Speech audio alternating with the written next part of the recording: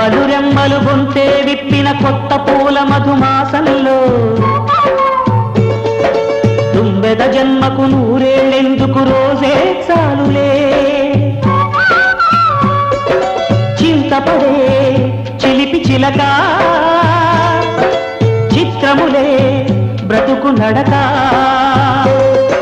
పుట్టే ప్రతి మనిషి కనుమూసే తీరు మళ్ళీ తన మనిషై ఒడిలోకే చేరు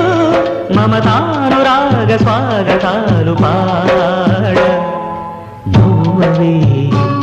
నవమల్లిక